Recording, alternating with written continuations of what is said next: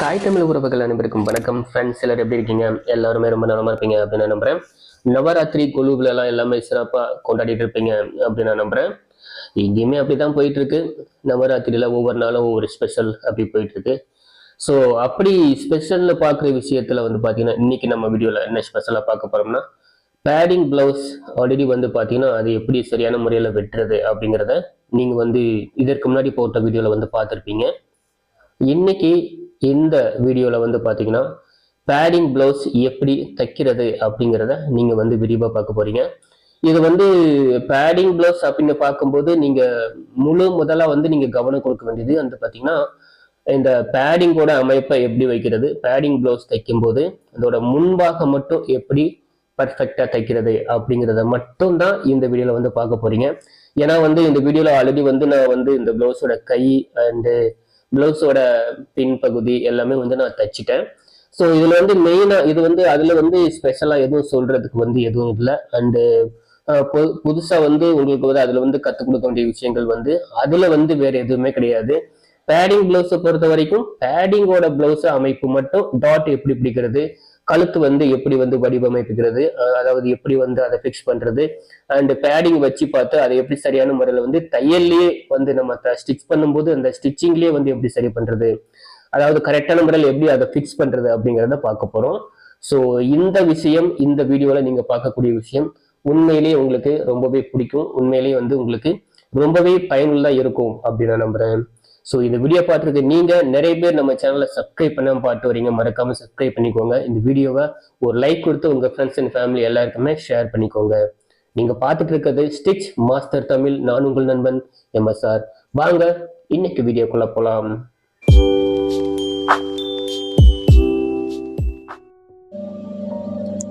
வணக்கம் அன்பு நெஞ்சங்களே.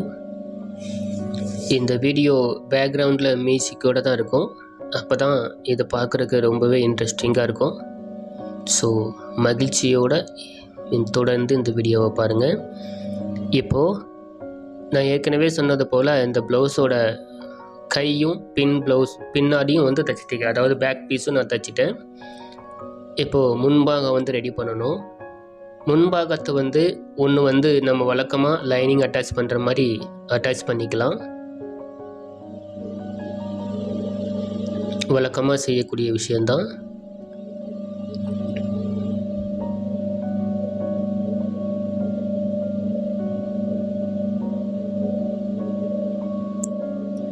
இதில் நம்ம வழக்கமாக செய்கிற மாதிரி எப்போவுமே லைனிங் தான் வந்து ஒரிஜினல், மெயின் பீஸ் வந்து அடிஷ்னலாக இருக்கும். லைனிங்கை தவிர்த்து எக்ஸ்ட்ரா இருக்கக்கூடியதை நம்ம வந்து வெட்டி எடுத்துக்கணும். அடுத்ததாக வலது பாகம்,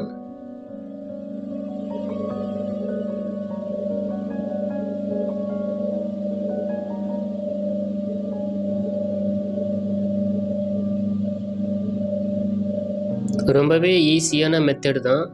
ஏன்னா ஒரு பக்கம் நம்ம வந்து ஏற்கனவே வந்து கழுத்தெல்லாம் வெட்டிட்டோம் இல்லையா, அப்படிங்கிறனால ரொம்பவே ரொம்ப ஈஸியாக இந்த ப்ளவுஸ் வந்து இந்த பேடிங் வந்து அமைக்க போகிறோம்.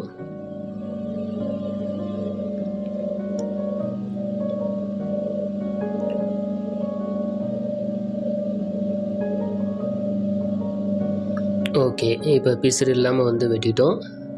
பார்த்தீங்களா, ரெண்டு பாகமும் ரெடி பண்ணிட்டோம். அடுத்ததாக மிடில் பகுதி நம்ம வந்து ரெடி பண்ணிக்கலாம். கழுத்து வரக்கூடிய பகுதி தான் இதுதான் மிடில் பகுதின்னு சொல்கிறது. இப்போ ஜாயின் பண்ணது வந்து சைடில் வரக்கூடிய பகுதி.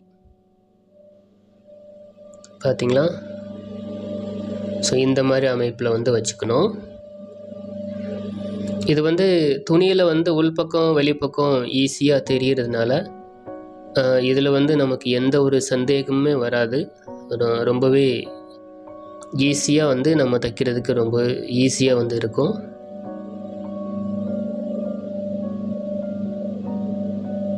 இதுலேயும் நம்ம லைனிங் ஃபிக்ஸ் பண்ணி கரெக்ஷனை வந்து வெட்டி விட்டுக்கலாம்.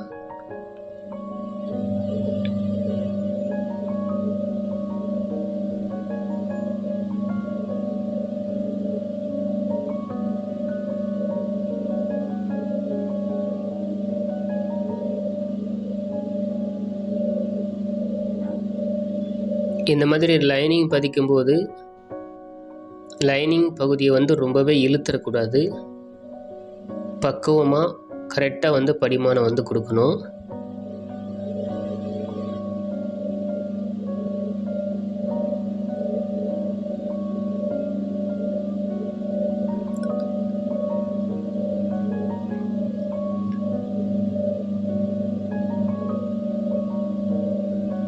இந்த மாதிரி முழுமையாக வந்து கரெக்ஷன் வந்து பண்ணிக்கலாம்.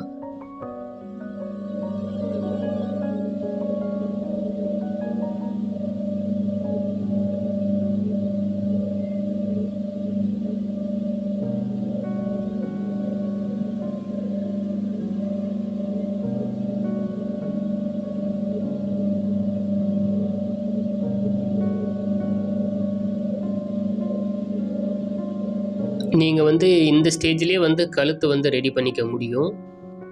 பட் நம்ம பேடிங் வந்து வைக்கிறனால ஸோ இந்த பகுதியை வந்து நம்ம சைடு வந்து அட்டாச் பண்ணி அதுக்கு வந்து ஓவர்லாக் போட்டுக்கலாம்.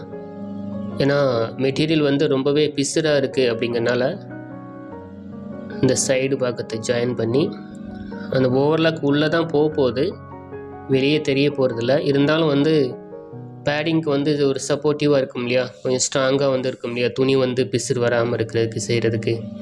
அதனால் வந்து நான் சைடு வந்து அட்டாச் பண்ணி இதை வந்து நான் ஓவர்லாக் போட்டுக்க போகிறேன். ஸோ இந்த ரெண்டிலுமே வந்து பார்த்திங்கன்னா ஓவர்லாக் போட்டதுக்கு பிறகு இந்த பேடிங் இப்போ நீங்கள் பார்க்குறீங்க இல்லையா, ஸோ இந்த பேடிங்கை வச்சு தான் நம்ம தையல் போடும்போதே அது கரெக்டாக செட் ஆகுதா அப்படிங்கிறத நம்ம வந்து செக் பண்ணிக்கணும்.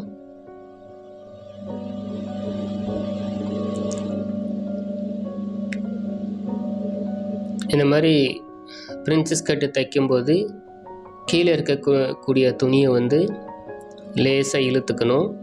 மேலே இருக்கக்கூடிய துணியை வந்து பார்த்திங்கன்னா கொஞ்சம் லூஸ் விட்டுக்கணும்.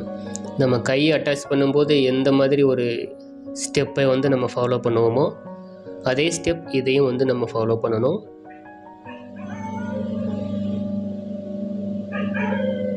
இப்போ இதுக்கு பாருங்கள், கரெக்டாக மிடில் பகுதியில் மடக்கி நடு டாட் வந்து போட்டுக்கலாம்.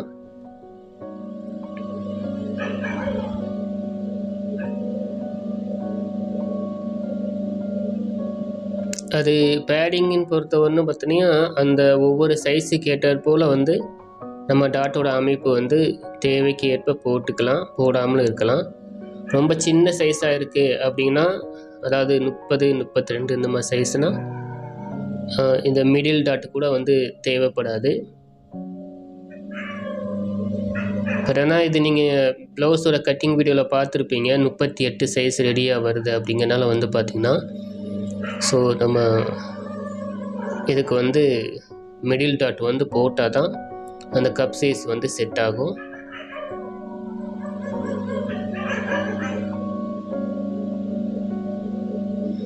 இதில் பண்ணக்கூடிய விஷயங்கள் ஒவ்வொன்றுமே வந்து பார்த்திங்கன்னா ரொம்பவே நுணுக்கமாக செய்யக்கூடிய விஷயந்தான்.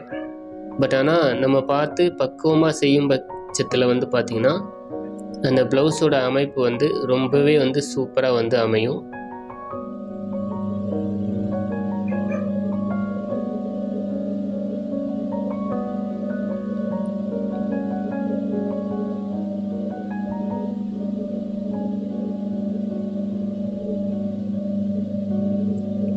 உள் பக்கமாக 2 தையல் வந்து போட்டுக்கலாம்.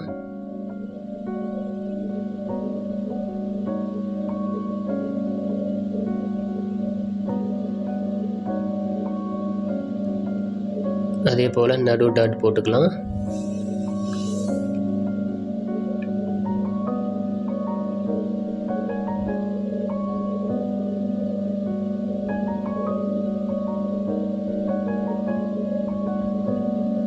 இந்த நடு டாட் போட்டுட்டு கரெக்டாக வந்து பார்த்திங்கன்னா அந்த உள் பக்கம் அந்த பேடிங் சிட்டிங் ஆகக்கூடிய இடத்துல வந்து பார்த்திங்கன்னா சின்னதாக வந்து கொஞ்சம் அர்க்காத்து வந்து போட்டு விட்டுக்கணும்.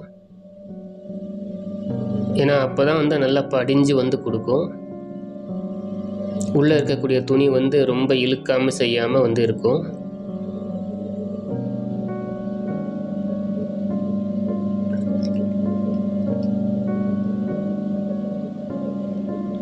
இப்போ இதுக்கு வந்து ஓவர்லாக் வந்து போட்டுட்டான்.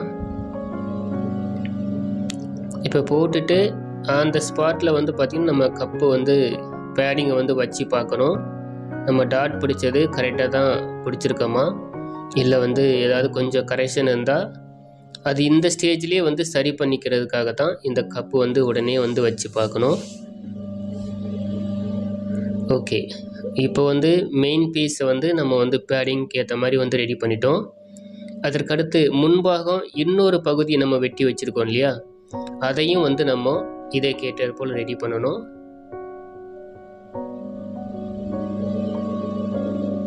ஓகே, ரெண்டு பக்கத்துக்கும் ஏற்றாற் போல் ரெடி பண்ணிக்கணும். இது உள்ள லைனிங் தான் அப்படிங்கிறனால வந்து பார்த்திங்கன்னா சிங்கிள் தையல் போட்டால் கூட போதும். பட் ரெண்டுமே வந்து பார்த்திங்கன்னா ஷேப் மட்டும் கரெக்டாக வந்து வரணும்.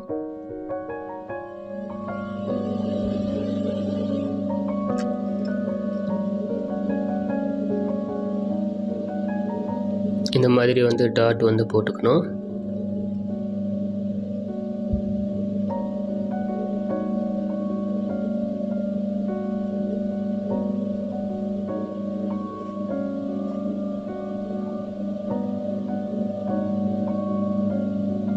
இப்போ அந்த டாட்டோட பகுதி வந்து ரெண்டு பக்கமே ஒரே மாதிரி வர்ற மாதிரி நம்ம தையல் போட்டுக்கிட்டு இதுலேயுமே வந்து நம்ம பேடிங் வச்சு செக் பண்ணணும்.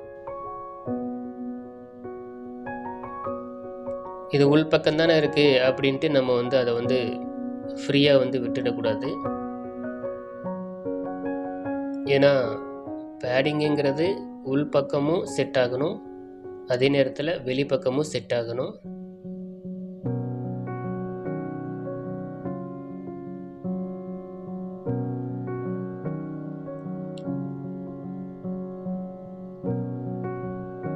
டாட் வந்து நம்ம போட்டோம்னா அதை கண்டிப்பாக நெரிச்சு விட்டு பழகணும்.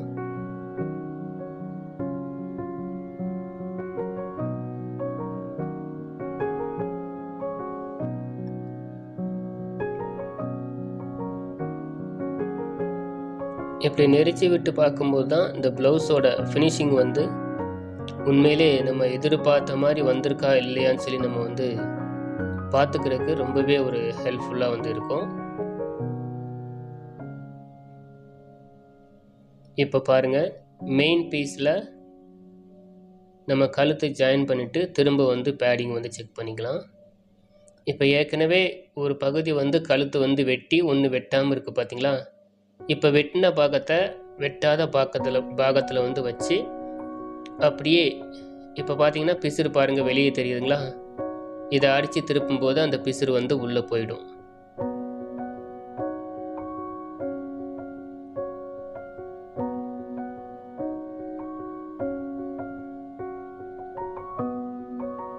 கேன்வாஸ்லாம் கொடுக்க தேவையில்லை. இந்த மாதிரி பண்ணும்போதே ஆட்டோமேட்டிக்காக கழுத்து வந்து நல்லா க்ரீப் ஆகிடும்.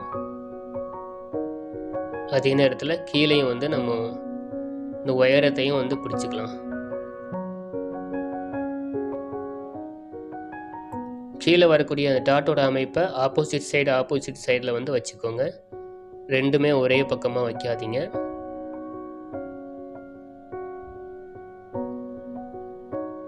ஓகேங்களா.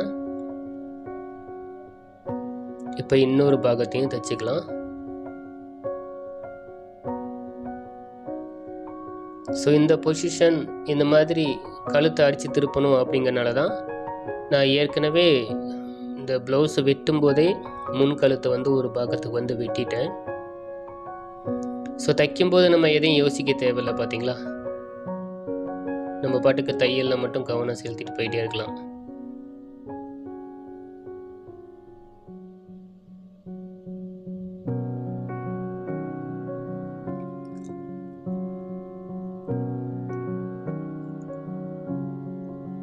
இதுலேயும் அந்த டாட்டோட அமைப்பு வந்து ஆப்போசிட் சைடில் வச்சுக்கணும். இப்போ நம்ம என்ன பண்ண போகிறோன்னா, கீழே அந்த பாகத்தை வந்து அந்த டாட் இருக்கக்கூடிய இடத்துல வந்து நல்லா பாயிண்ட் வந்து நல்லா வெட்டி விட்டுக்கணும். ஏன்னா ரொம்ப அழுத்தம் வந்துடக்கூடாது இல்லையா. இப்போ கழுத்தை வந்து வெட்டிட்டு அப்படியே இதை திருப்பிக்கலாம். திருப்பி மேலே வந்து அமுக்கு தையல் போட்டுக்கலாம்.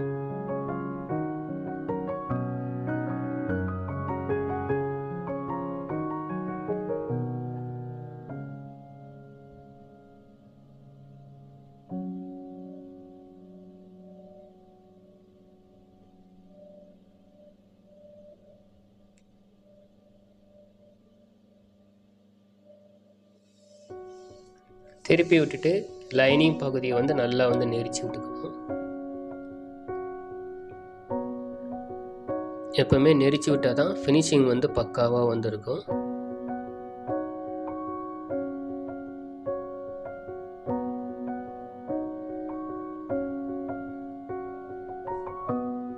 பேடிங் ப்ளவுஸை பொறுத்த வரைக்கும் இந்த பேடிங் செட் பண்ணுறது தான் ஒரு ரொம்ப ரொம்ப முக்கியமான ஒரு விஷயம். ஒன்ஸ் நம்ம வந்து செட் பண்ணிட்டோம்னா இந்த பேடிங்கை வந்து உயரத்தை வந்து நம்ம தேவைக்கேற்ப வந்து மேலேயே கீழே சைடில் எப்படி வேணால் அட்ஜஸ்ட்மெண்ட் பண்ணிக்கலாம். அல்லது தைக்கும்போதே அதோட முன்பாகத்தோட உயரம் எவ்வளோ இருக்குன்னு சொல்லி செக் பண்ணிக்கலாம். சைடில் மட்டும் துணி வந்து ஜாயின் பண்ணிடுவேனா, ஏன்னா சைடு வழியாக தான் பேடிங் வந்து வைக்கணும்.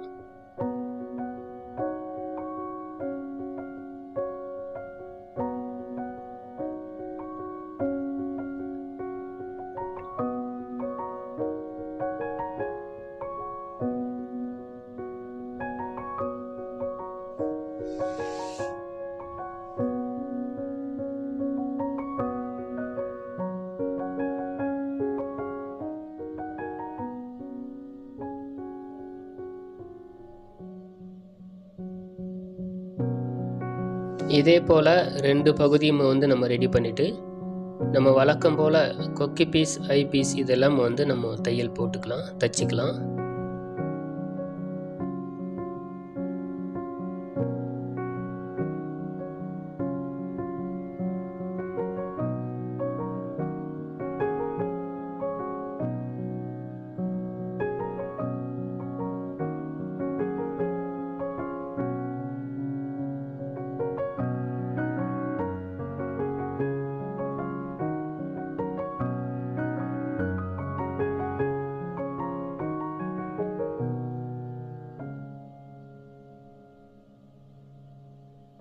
எப்போவுமே பேடிங் பண்ணும்போது மட்டும் ரொம்பவே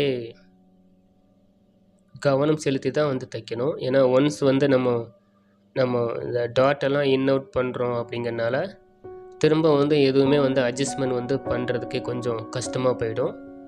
அதாவது 2வது கரெக்ஷன் பண்ணும்போது சொல்கிறேன். அதனால் வந்து இப்படி நம்ம முதல்ல தைக்கும் போதே அதோட அளவுகள்லாம் கரெக்டாக இருக்கா, பேடிங் கரெக்டாக சிட்டிங் ஆகுதா அப்படிங்கிற விஷயத்தெல்லாம் நம்ம முதல்ல வந்து பார்த்துக்கணும்.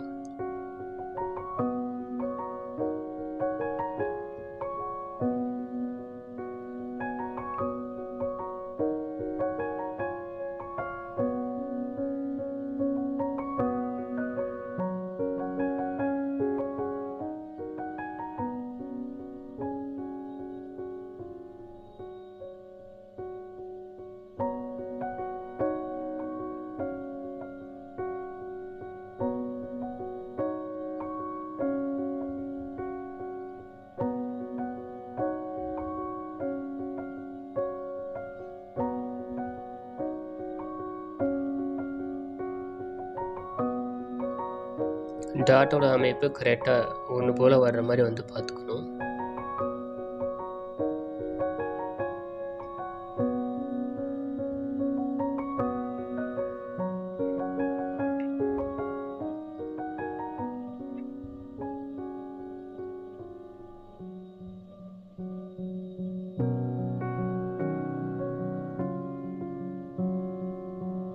இப்போ வந்து இது பிரின்சஸ் கட் அப்படிங்கிறனால எப்போவுமே ஆம்கோல் பகுதியில் வந்து கொஞ்சம் கரெக்ஷன் வந்து நம்ம எல்லா ப்ளவுஸுக்குமே வந்து பண்ணுவோம். பிரின்சஸ் கட்னு வரும்போது தைச்சி முடிச்சுட்டு லாஸ்ட்டில் வந்து ஃபைனலாக ஒரு கரெக்ஷன் வந்து வரும். ஸோ அந்த கரெக்ஷன் வந்து இப்பயே பண்ணிக்கலாம். அவ்வளோதான்.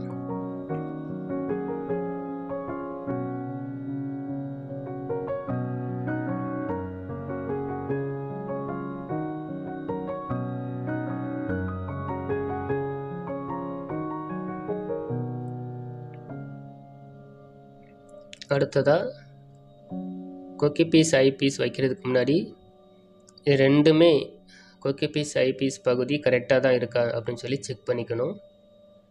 அது இல்லாமல் அந்த ஸ்பாட் நம்ம கொக்கி பீஸ், ஐ பீஸ் தைக்கிறதுக்கு முன்னாடி அண்ட் நம்ம பிடிச்சிருக்கக்கூடிய டாட் வந்து கரெக்டாக இருக்கான்னு சொல்லி செக் பண்ணிக்கணும். இப்போ நான் அதை தான் பண்ணிகிட்டு இருக்கேன்.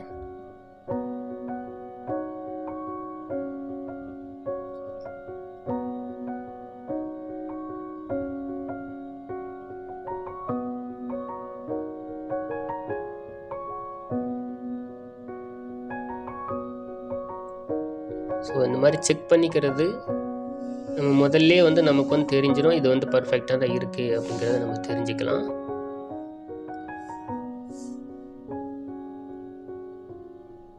ஓகே, இப்போ கொக்கி பீஸ், ஐ பீஸ் எல்லாம் வச்சுக்கலாம் தொடர்ந்து. ஸோ இந்த பேடிங், இந்த ப்ளவுஸை பொறுத்த வரைக்கும் பேடிங் வைக்கிறது தான் ரொம்பவே முக்கியமான விஷயம். ஸோ அதை வந்து நான் வந்து உங்களுக்கு வந்து முழுமையாக தெளிவுபடுத்திட்டேன். ஸோ இதற்கப்புறமா இந்த வீடியோவில் நான் சொல்லக்கூடிய விஷயங்கள், நீங்கள் வந்து யூஸ்வலாக ஒரு ப்ளவுஸை தைக்கும்போது நீங்கள் என்ன செய்வீங்களோ அதை மட்டும் தான் நீங்கள் வந்து செய்ய போகிறீங்க.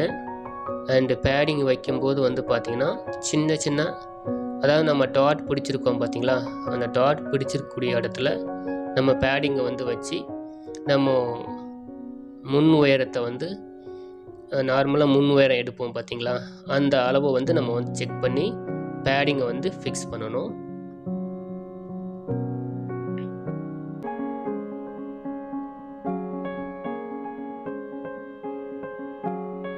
ஃபிக்ஸ் பண்ணி நம்ம வந்து சில பேர் வந்து கையில் வந்து அந்த பேடிங்கை வந்து ஃபிக்ஸ் பண்ணுவாங்க.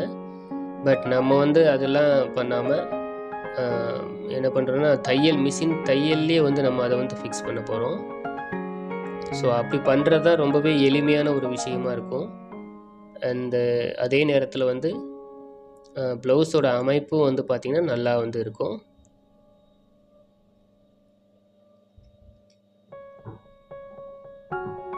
இப்போ வழக்கமாக கொக்கி பீஸ், ஐ பீஸ் வைக்கிறது நம்ம வச்சுக்கலாம்.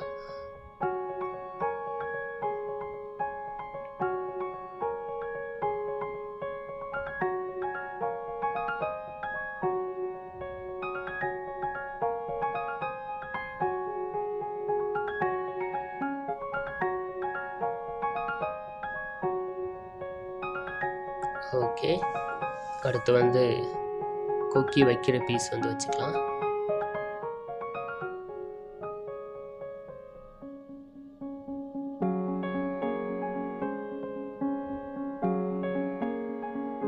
இந்த மாதிரி பேடிங் ப்ளவுஸ் தைக்கும்போது கொக்கி அதாவது வி தைக்கக்கூடிய பீஸ், அது கொக்கி மாற்ற பீஸ் கூட வந்து நீங்கள் வந்து 1 இன்ச்சு அல்லது 1.25 இன்ச்சு வரைக்கும் வைக்கலாம். ஏன்னா சில பேர் வந்து கரெக்டான அளவு வைக்கிறது கொஞ்சம் கஷ்டம் இல்லையா. ஆனால் நம்ம அந்த கொக்கி வைக்கக்கூடிய இந்த பட்டி மட்டும் கரெக்டாக 3/4 இன்ச்சு தான் இருக்கணும். ஏன்னா உள்ளே வந்து பேடிங் வைக்க போகிறோம் அப்படிங்கிறனால நீங்கள் அந்த 3/4 இன்ச்சுக்கு மேலே பட்டி போட்டிங்கன்னா அந்த பேடிங் வைக்கும்போது அந்த இடத்துல வந்து கொஞ்சம் சிரமமாக இருக்கும்.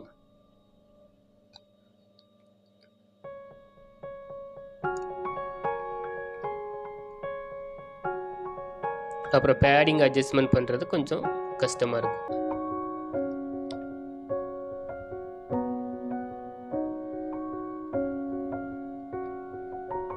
ஓகே,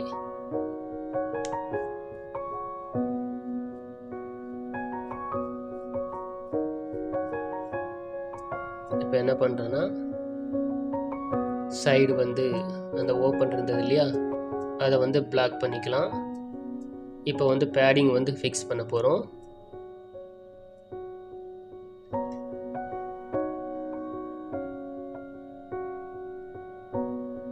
ஓகே, அந்த குழி பகுதியில் நம்ம வந்து கை வச்சு பார்த்தாலே கரெக்டாக வந்து பொசிஷன் வந்து கரெக்டாக வந்து சுருக்கம் இருக்க எல்லாமே இருக்கும். அப்படி இருந்ததுன்னா அந்த பொசிஷன் கரெக்டான பொசிஷன் அப்படின்னு சொல்லி அர்த்தம். இப்போது டாட் எந்த இடத்துல போட்டிருக்கோமோ கீழே அண்ட் ஆம்கோல் சைடில் அண்ட் மிடில் டாட் இந்த பகுதியெலாம் வருது பார்த்திங்களா, அந்த பகுதியிலே வந்து நம்ம இந்த கப்பை வந்து ஃபிக்ஸ் பண்ணிக்கலாம். அந்த தையலுக்கு மேலேயே இப்படி ஃபிக்ஸ் பண்ணும்போது இதோட அமைப்பும் நல்லாயிருக்கும், அந்த தையலும் வந்து வெளியே தெரியாது.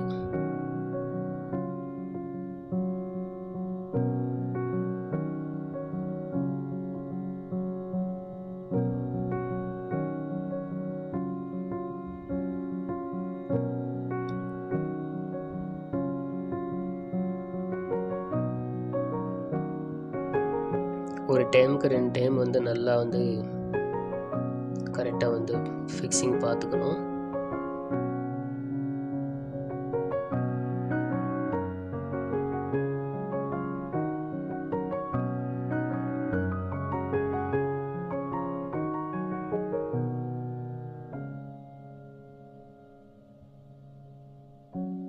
ஒன்ஸ் இதை நீங்கள் பண்ணிட்டீங்கன்னா அதற்கப்புறம் நீங்கள் வழக்கம் போல் ப்ளவுஸுக்கு தைக்கும்போது நீங்கள் என்னென்ன செய்வீங்களோ அதை மட்டும் டைரெக்டாக அப்புறம் ஃபாலோ பண்ணிக்கிட்டால் போதும். இப்போ இதோட முன் உயரம் கரெக்டாக இருக்கான்னு சொல்லி பார்த்துக்கலாம். ஓகே, பிடிமானம் போக 14 இன்ச்சு வருது, கரெக்டாக இருக்குது. இப்படி நம்ம தைச்சிட்டோம் அப்படிங்கிறதுக்காக இப்படியே விடணும் தேவையில்லை. தேவைப்பட்டால் இந்த கப்பை திரும்பவும் அட்ஜஸ்ட்மெண்ட் பண்ணிக்கலாம். சைட்லேயோ இல்லை முன்பக்கமோ இல்லை மேலேயோ கீழேயோ திரும்பவும் அட்ஜஸ்ட்மெண்ட் பண்ண முடியும். இப்போ நம்ம தையல் போட்டிருக்கோம் இல்லையா, அதை ஜஸ்ட் ரிமூவ் பண்ணிவிட்டு தேவைங்கிற அளவுக்கு நம்ம திரும்பவும் நம்ம அட்ஜஸ்ட்மெண்ட் இது பண்ணிக்க முடியும். ஓகே, ஸோ இப்போ வரைக்கும் பார்த்த விஷயங்கள் இந்த வீடியோவில் ரொம்பவே முக்கியமான விஷயங்கள் எல்லாமே நீங்கள் பார்த்துட்டீங்க. அதற்குண்டான தெளிவான விளக்கங்கள் எல்லாமே நான் சொல்லிட்டேன். ஸோ இதை தவிர்த்து இந்த வீடியோவை இந்த இனிமையான இசையோடு பார்த்தீங்கன்னா முழுமையாக பார்த்து முடிங்க. மறக்காமல் இந்த வீடியோ பற்றின கருத்துக்களை கீழே மறக்காமல் பதிவிடுங்க. ஸோ மறக்காமல் இந்த வீடியோவை உங்கள் ஃப்ரெண்ட்ஸ் அண்ட் ஃபேமிலி எல்லாருக்குமே ஷேர் பண்ணுங்கள். ஸோ இதே பார்க்குறது மட்டும் இல்லாமல் நீங்களும் உங்கள் வீட்டில் இதே போல் ஒரு பேடிங் ப்ளவுஸ் தைச்சி பார்த்துட்டு ஸோ அது எப்படி இருக்குன்னு கீழே மறக்காமல் கமெண்ட் பண்ணுங்கள். ஸோ இந்த வீடியோவோட எண்டில் மறுபடியும் நான் உங்களை மீட் பண்ணுறேன். தொடர்ந்து பாருங்கள், ஸ்கிப் பண்ணாமல் முழுசாக பாருங்கள்.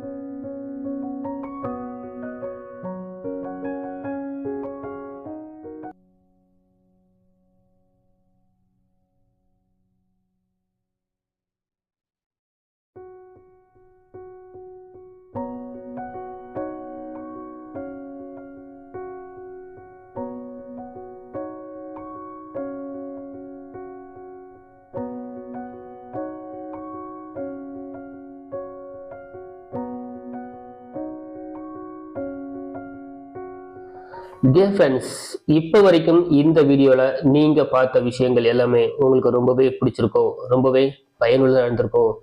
ரொம்ப ஒரு எளிமையான ஒரு முறையில, ரொம்பவே ஈஸியான முறையில இது பேடிங் ப்ளவுஸ் இவ்வளவுதானா, இதுக்கு தானா நம்ம இவ்வளவு கஷ்டப்பட்டோம் அப்படிங்கிற ஒரு மனநிலைமை கூட நீங்க வந்திருக்கலாம்.